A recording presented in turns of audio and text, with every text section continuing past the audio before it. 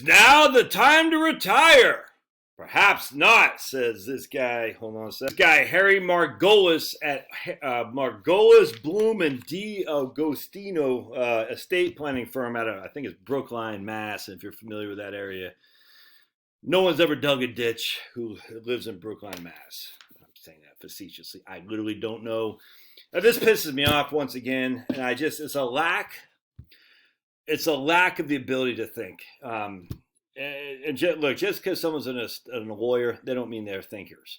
Just because someone's a theoretical physicist doesn't mean he's a thinker. Just because someone's a financial planner doesn't make them a thinker. Look, man, the vast majority of people go through life just doing what they said. Okay, this is what I'm going to do. This is what I'm going to do. They don't think outside the box. None of these people do. My mission is to enlighten you on the insanity that has permeated through the whole retirement industry, estate planning attorneys, researchers, financial planners, whatnot, to get you to think outside the box and make your own decision. I don't care what the conclusion you come up with, but just come up with your own.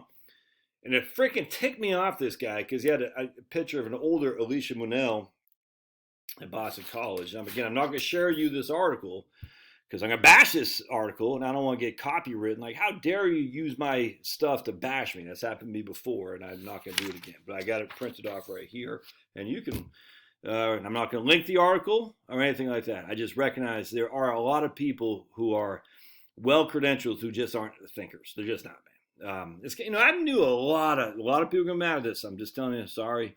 I knew a lot of officers from various military academies, be it West Point, Naval Academy, Colorado Springs. While there are some brilliant people, a lot of those guys are just good at taking direction. They're good at test taking. They're good at following orders. They're good at taking direction and reporting back to the command. They're not outside the box thinkers. Again, I'm not saying everybody. I'm saying that's I worked at USA, had a lot of clients. And I'm not saying, hell, my uncle went to Naval Academy. And I'm not saying he's not a good thinker. I'm just saying a lot of these guys at the military academies are good at following orders. You give them a task, they'll hammer home that task. But they don't think outside the box. And I don't like that. Because when it comes to your retirement planning, you've got to think outside the box. Case in point, no barking.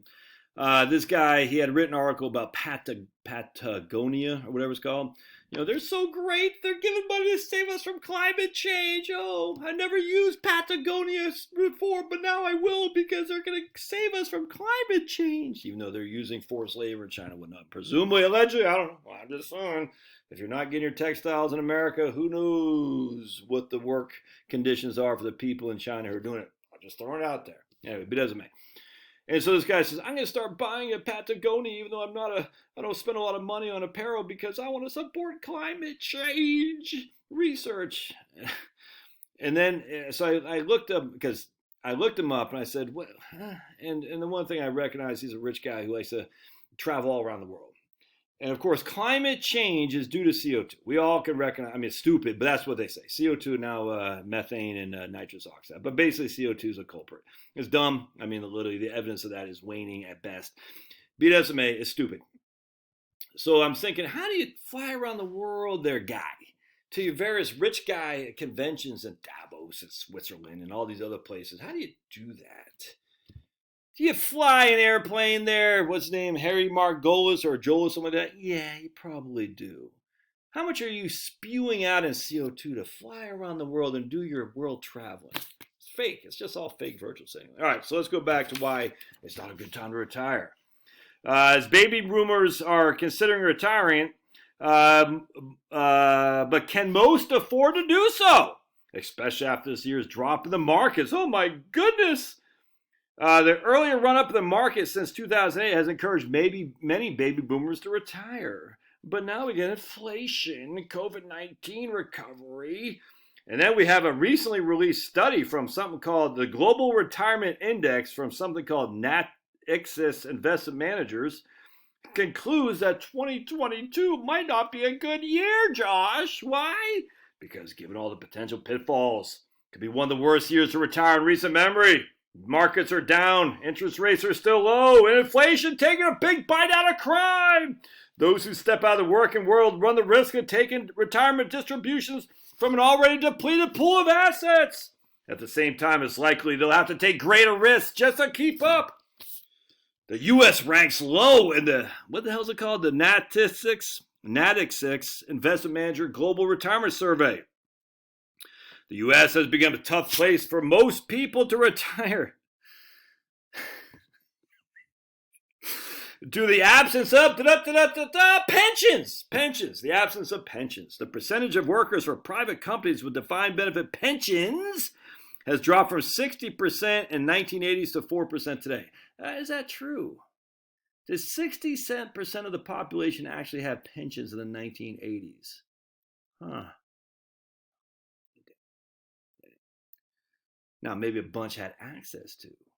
Do they actually have pensions? No. It's all fake. All fake. Yeah, we can prove that. It's pretty simple. I'm not gonna here. I've done that many times a Sunday. They didn't even have access to pensions in the 1980s. You know why? Because ERISA came around in 1974. What did ERISA come around for?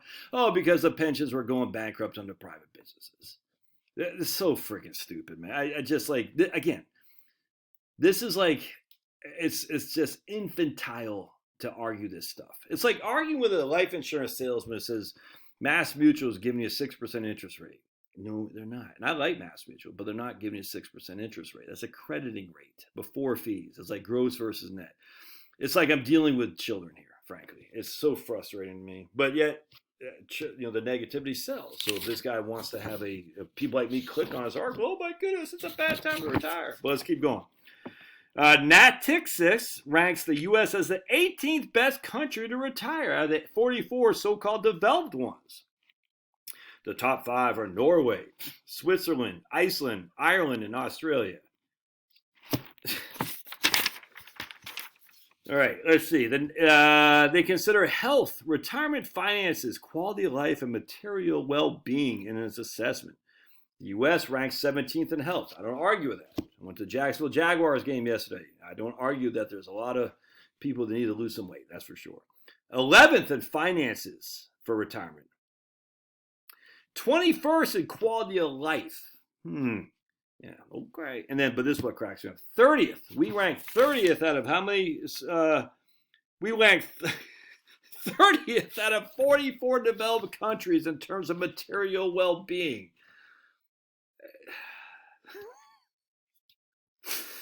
Oh my goodness. The low material well-being ranking is explained largely by our having the 7th highest income inequality.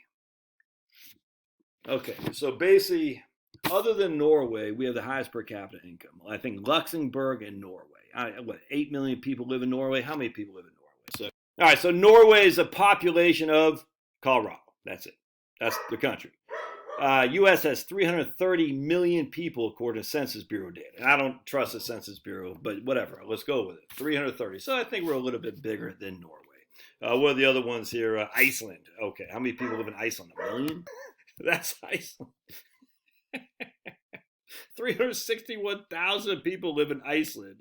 Oh my goodness. Let's see. Ireland. I think there's only 3 million people in Ireland or something like that. Let's see. Ireland. 5 million people in Ireland. And let's do Switzerland. Switzerland. 8 million people live in Switzerland. I think it's 8 million people. Yeah, 8 million. And finally, Australia, I think. How many people? I don't even know Australia. How many people? 25 million people live in Australia. All right. So basically, you can take all 5 of those countries and basically put them in California, and there you go. And you still have room to spare. All right. So, I mean, that's why it's so stupid. But anyway, it doesn't mean it's dumb. But the idea that our low material well-being is explained by our having the income inequality. Yeah, because we have a bunch of well-to-do people, and then we have some super-duper well-to-do people.